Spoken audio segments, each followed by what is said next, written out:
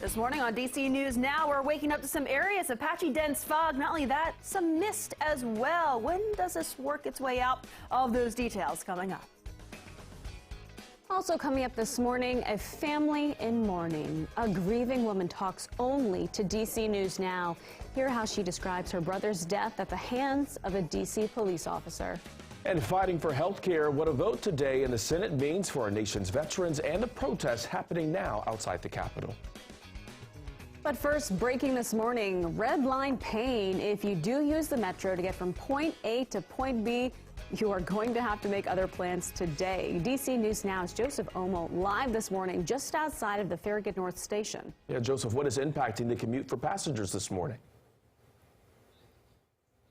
I'll tell you what it is. It's just a couple of electrical wires, Corey and Tanaya, and it's wreaking havoc on the morning commute. Everybody that you see coming up these escalators here at the Farragut North Station here are all getting turned around when they go to that station and headed instead. I'm going to ask our camera guy to follow these people as they walk over to one of those shuttle buses over there. All of this starting because 5 stations on the red line are completely closed right now after an electrical fire involving cables in a tunnel. It was all sparked on Saturday night. According to Metro, the train operator was entering the station when he first saw smoke and sparks on the tunnel wall. He then had to bring passengers back to the previous station to get them off. Thankfully, nobody was hurt. Passengers are those who work for Metro. But as of right now, I'm going to ask our folks over there in the control room to throw this graphic up if you can.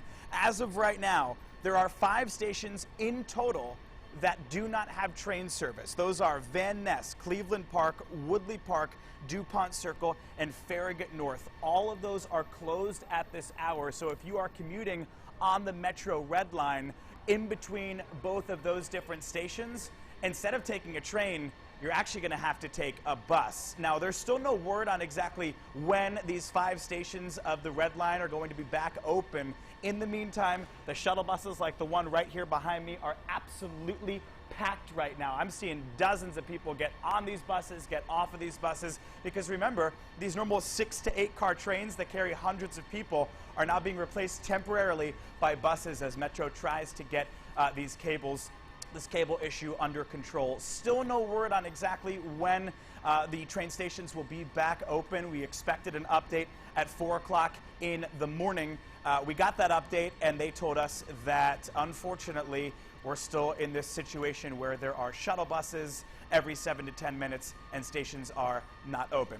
Reporting live here in DC, Joseph Olmo, DC News Now. All right, Joseph, quite a mess. You can see them coming up on the escalator there. I'm sure there is some frustration, especially as they head outside the door. Our team coverage this morning continues with Shanika Grimshaw standing by. Shanika, the backup, though, will likely build as the commute ramps up this morning. Oh, yeah. Definitely, Corey. It's going to get worse. And just to reiterate what Joe was saying, you will have to take shuttles from Van Ness or Farragut North. They are working on those tracks there on the red line. Now let's switch over to our roadways this morning. DC 295 right near Eastern Avenue. It looks good. Now past this point, you're dealing with a crash, and this is in Southeast, headed southbound right near Pennsylvania Avenue, right near exit 1A and 1B. That could slow things down. You could see it's all red right now. Over to 270 north and southbound looking okay. And then 95, the inner and outer loop through Silver Spring, Rockville, Bethesda, over to that 270 spur, it is okay as well. Over to Northern Virginia, one thing you got to deal with is that work zone on 66 headed east. That's coming out of Centerville, headed toward the Beltway. That can slow you down just a bit. Once you get to the mixing bowl, it is all good and clear. Well, definitely, and the roads might be a little busier with the Metro problems there. So more people on the roads, more buses going back and forth a lot more for all those people to help them get to and from where they need to go today. Yes, certainly a lot of drama for your Monday morning. It's definitely a Monday. Definitely a Monday. Well, hopefully better news, at least for weather. A little bit better. A little. There's still some areas of patchy dense fog, which is not ideal again for a Monday morning commute, and also some areas some mist. So yes, starting off with some pockets of some misty rain showers, but as we take a live look over the Capitol building right now, yes, we're seeing mainly cloudy skies, and those clouds likely sticking around for much of the morning, and then we'll see emerging sunshine this afternoon.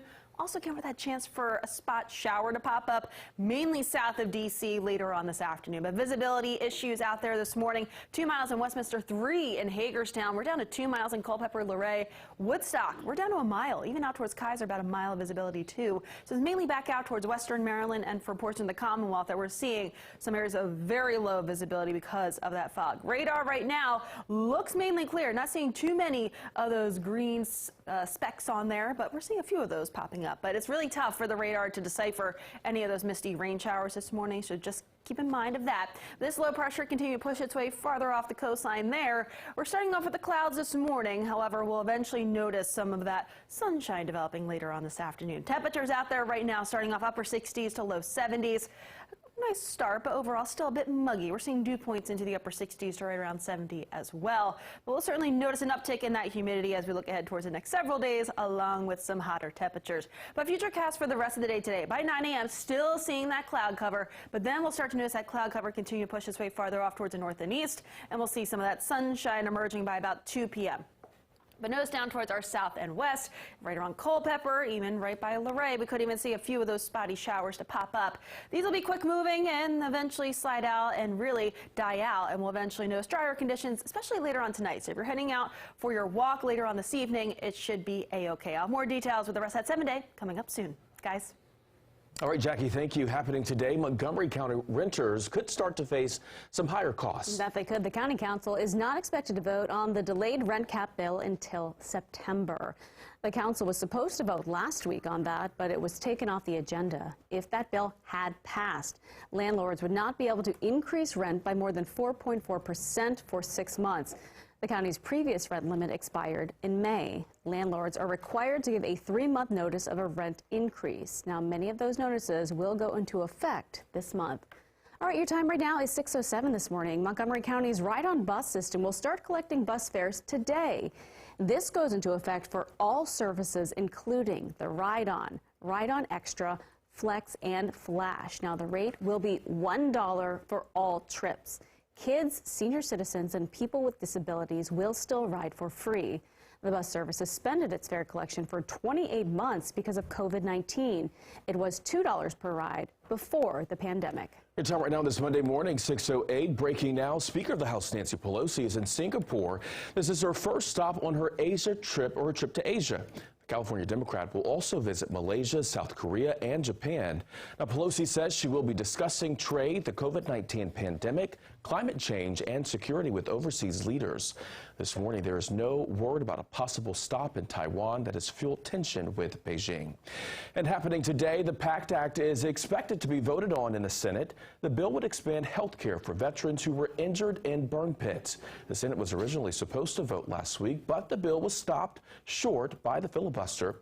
Only 55 senators voted to end it instead of 60, which is needed to advance the legislation. America has a lot of obligations, but only one truly sacred obligation. I mean this from the bottom of my heart. That is to care for those and prepare those we send to war and care for them and their families when they come home. Over the weekend, President Biden showed his support for the bill by sending pizza to the veterans camping out in front of the Capitol. President Biden also says once passed, he will sign the bill. And protesters in favor of the PACT Act are expected to return to Congress this morning. They've been there throughout the weekend in anticipation of that Senate vote. Your time right now is 6:09. Developing this morning, a heartbroken sister talks about her brother's death at the hands of D.C. police. Kevin Hardgrave-Shear died after being shot by an officer on Saturday in Northwest. Police say they believe he was involved in a shooting on Georgia and Longfellow. Now, she says she is frustrated, angry, and sad. When that autopsy comes back and they tell me that they shot my brother from behind, he was no threat to nobody. He's fleeing you. He needs jail time. You murdered that man. That's not okay with me. The family believes that the body camera footage will show that officer should not have shot him. That footage is expected to be released later this week. All right, well, take a look at your screen right now. This here is the vehicle police are looking for. They believe the gunmen were inside of it when those two victims were shot. As you can see, it's a 2005 GMC Yukon Denali. Again, take a look at your screen. This vehicle has Maryland tags A279711. That deadly shooting happened on Friday in Southeast D.C. on Alabama. Police say they're now offering a reward of up to $25,000 for any information that leads to arrest. And happening tonight, players from the Washington Wizards and Mystics will join crime survivors and local officials to discuss rising gun violence in D.C. The Disrupting Gun Violence Town Hall meeting will happen tonight from 5:30 to 7:30. It is taking place at the RISE Demonstration Center in Southeast. The goal of this meeting is to find community-driven solutions to gun violence in the district. And new this morning, remembering an NBA legend and devoted civil rights advocate, 11-time champion Bill Russell has passed away at the age of 88. From becoming the first black coach in an American sport to winning the Medal of Freedom, the Hall of Famer is considered the most prolific winner in NBA history. But on top of being a star athlete, Russell was also an activist, working alongside Dr. Martin Luther King Jr. in 1963 during the March on Washington. Really spoke out in terms of the conditions of black people in the 60s and what needed to be done in terms of justice. NBA Commissioner Adam Silver calls Russell the greatest champion in all of team sports. And this morning, Hollywood is mourning the loss of a trailblazing actress, Nichelle Nichols. The Star Trek star passed away of natural causes at the age of 89. Her role on the iconic sci-fi series broke barriers for black women in the industry. She starred in the original series from 1966 to 1969. It featured the first interracial kiss on a TV series. She met with Dr. Martin Luther King Jr. and said that he motivated her to return for another season. He meant a great deal to me. I knew him very well. And he was a great man. He was a great person and very important in my eyesight of who he was and what he did and what he gave to the world. I knew him and I adored him. In a Facebook post, her son wrote in part, "Her light, like the ancient galaxies now being seen for the first time, will remain for us and future generations to enjoy, learn from, and draw inspiration."